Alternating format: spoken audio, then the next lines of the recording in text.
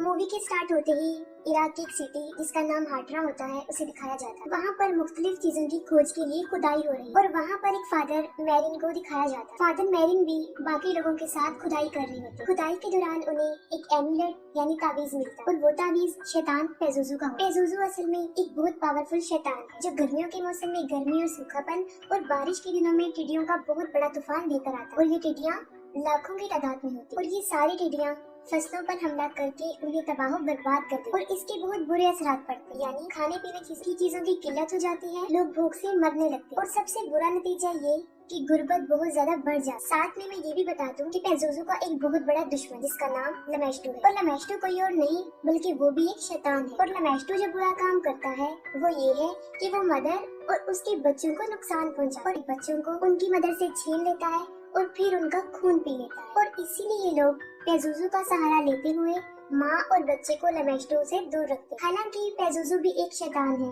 लेकिन लोग उसे अपनी हिफाजत के लिए यूज करते हैं, उसका सहारा लेते हैं क्योंकि वो दूसरे शैतान लमेस्टो से उनको बचा कर रखता है। फिर फादर मैरिन को दिखाया जाता है ऐसी जगह पर पहुँचते हैं जहाँ उन्हें पेजुजू का स्टैचू मिलता है और वहाँ पर दो डॉग भी होते हैं जो उस वक्त आपस में लड़ रहे होते हैं और वो इस बात का इशारा होता है कि दो शैतान आपस में लड़ रहे हैं। दोनों शैतान यानी पेजुजू और लमेस्टो। इसके बाद जॉर्ज टाउन दिखाया जाता है और वहाँ पर क्रिस मैकनील को दिखाया जाता है जो मूवी में एक एक्ट्रेस का रोल प्ले कर रही है और अपने डायरेक्टर वर्क की एक मूवी जो स्टूडेंट्स के ऊपर बनाई गई है उसमें काम कर रही है। क्रिस की एक 12 साल की बेटी रीगन होती है। क्रिस एक बहुत फेमस एक्ट्रेस होती है जिसके पास शोहरत, दौलत, दुनिया की हर चीज होती है। नेक्स्ट सीन में दिखाया जाता है कि दोनों माँ और बेटी एक दूसरे के साथ होती है। क्रिस को अपनी बेटी के टॉयज में एक ओजा बोर्ड मिलता है। क्रिस अपनी बेटी से उस बोर्ड के बारे में पूछती है जिस पर वो जवाब देती है कि मैं अक्सर इससे खेलती हूँ। क्रिस उसे कहती है कि ये गेम अकेले खेलने वाली नहीं है, जिस पर वो जवाब देती है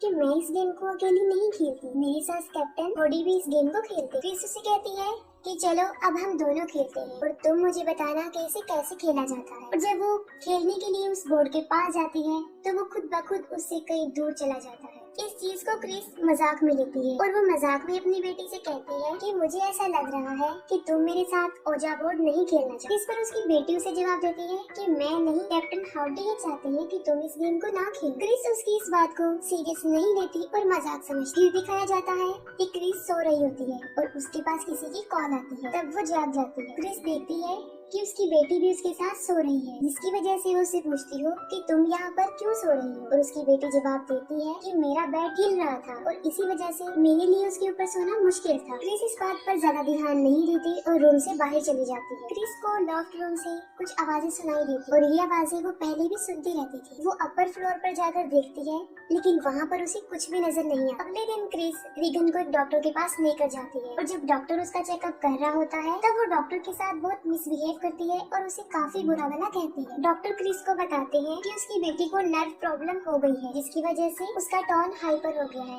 और अब उसे ज्यादा गुस्सा आता है और आगे जाके ये चीज डिप्रेशन में बदल जाती है। जिस पर क्रिस डॉक्टर को बताती है कि उसकी बेटी को किसी किस्म की भी कोई प्रॉब्लम नहीं है। जिस पर डॉक्टर उसे कहता है कि रीगन के फादर उसके साथ नहीं रहते और ना ही कभी उन्होंने इसके साथ कांटेक्ट किया है। शायद यही वजह हो सकती है जिसकी वजह से वो टेंशन में है। इसके बाद फादर कैरिस को दिखाया जाता है। फादर कैरिस की मदर को उसके भाई किसी मेंटल हॉस्पिटल में एडमिट करवा देता है और इस बात को लेकर कैरिस की मदर बहुत ज्यादा सैड हो जाती है। उनकी मदर एक बूढ़ी औरत होती है जिनका पाँव फ्रैक्चर होता है और वो किसी भी डॉक्टर को अपना ट्रीटमेंट करने नहीं दे रही है और उन्हें यहाँ पर एडमिट करवाने की वजह भी यही होती है।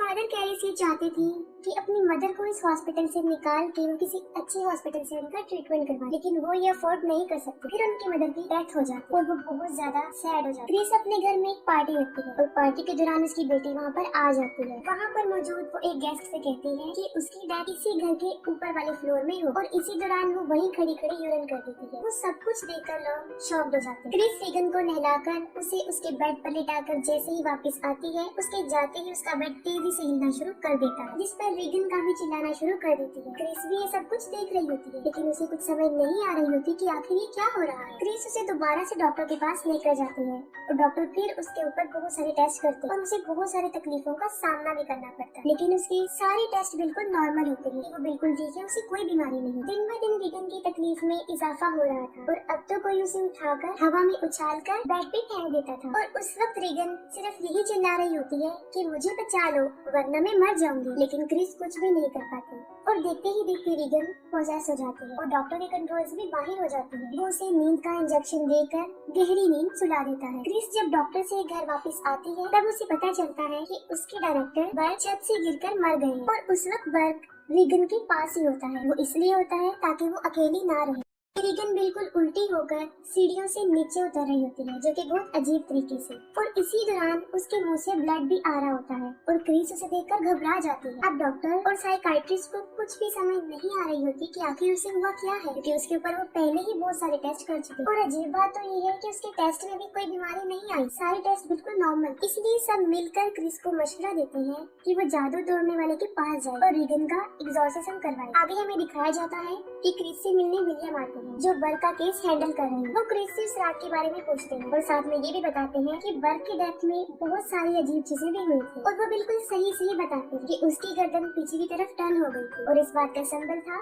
कि उसे किसी शैतान ने ही मारा है। कौंसिल विलियम के वहाँ से जाने के बाद रीगन के रूम से बहुत ज्यादा चिल्लाने की आवाजें आ रही होती। क्रिस जब उसके रूम में जाकर देखती है तो वो देखकर काफी हैरान हो जाती है कि उसकी बेटी ने खुद को बहुत ज्यादा जख्मी कर दिया है और वो मुसलसल खुद को जख्मी किए जा रही है। और जैसे ही क्रिस उसे रोकने के लिए आगे बढ़ती है वो क्रिस पर भी हमला कर देती है। इतनी ही देर में उनके सर्वेंट्स भी वहाँ पर पहुँच जाते हैं। वो दरवाजा खुद ब खुद बंद हो जाता है। वहाँ पर रखा हुआ एक सोफा खुद ब खुद मूव होकर दरवाजे के पास आता है और उसे मजबूती से बंद कर देता है और रूम में रखी हुई अलमारी भी खुद ब खुद मूव होकर क्रिस पर गिरने लगती है। लेकिन ठीक वक्त पर क्रिस वहाँ से हट जाती है और खुद को बचा लेती है। उसी वक्त उसकी बेटी अपना सर पूरी तरह टर्न करके पीछे कर लेती है, जो कि एक बहुत अजीब चीज थी। ये कोई नॉर्मल बात नहीं थी। रीगन बर्ग की आवाज में क्रिस को कहती है कि देखो तुम्हारी कैरेक्टरलेस बेटी ने मेरे साथ क्या किया है। ये सुनकर क्रिस फौरन समझ जाती है कि बर्ग को भी उसी शैतान ने ही मारा और रीगन पर किसी शैतान का बहुत बुरा साया है और रियलिटी भी यही होती है। रीगन को किसी शैतान ने पोजेस कर लिया होता है। जब क्रिस को इस बात का पता चल जाता है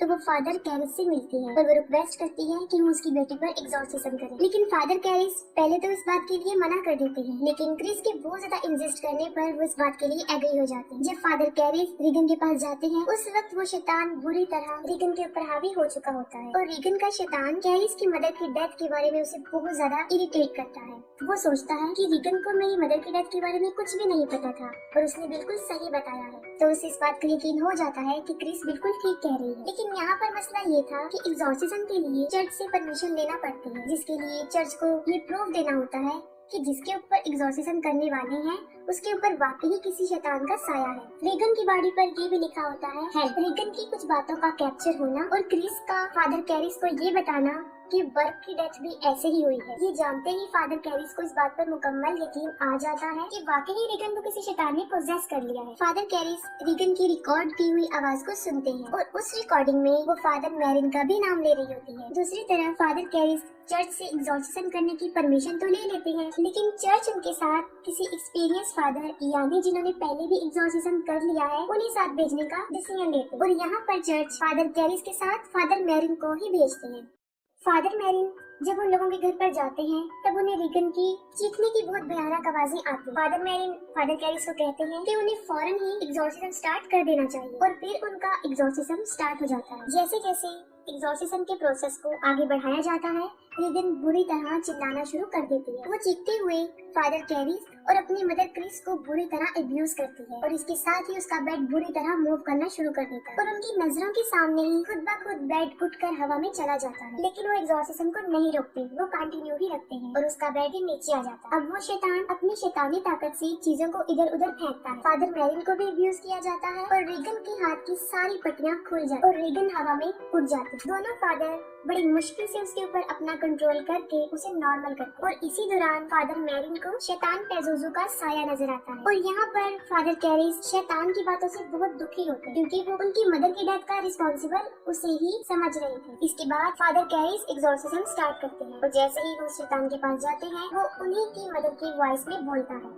और वो एक बार फिर ये ब्लेम करता है कि उनकी मदर को उन्होंने ही मारा है और उसी दौरान फादर कैरिस अपने आप पर कंट्रोल नहीं कर पाते। फादर मैरिन ने कहते हैं कि वो यहाँ से फिलहाल बाहर चले जाए और फादर मैरिन अकेले ही एग्जॉर्सिज्म पूरा कर। कुछ टाइम गुजर जाने के बाद फादर कैरिस दोबारा रीगन के रूम में आते हैं। तब वो देखकर हैरान हो जाते हैं कि उस शैतान ने फादर मैरिन को भी मार डाला। ये देखकर फादर कैरिस को बहुत गुस्सा आता है और वो शैतान को कहते हैं कि वो रीगन को छोड़कर उनकी बॉडी में आ जाए, और वो शैतान ऐसा ही करता है। वो रीगन की बॉडी को छोड़कर फादर कैरिस की बॉडी में चला जाता है। तभी फादर कैरिस उस शैतान के मिशन को रोकने के लिए अपनी जिंदगी को ही सैक्रिफाइस कर देते और उस रूम की खिड़की से कूद जाते हैं। उनके नीचे गिरते ही बहुत सारे लोग वहाँ पर जमा हो जाते हैं। तभी फादर कैरिस की दोस्त भी वहाँ पर आ जाते हैं और फादर कैरिस की इस दुनिया को छोड़ जाने में उनकी हेल्प करते हैं। रीगन अब बिल्कुल नॉर्मल हालत में आ जाती है और वो सब कुछ भूल चुकी होती है। उसे अपनी पुरानी कोई भी बात याद नहीं होती और कुछ दिन गुजर जाने के बाद रीगन अपनी मदर के साथ उस जगह को छोड़कर चली जाती है और यहीं पर मूवी एंड हो जाती है।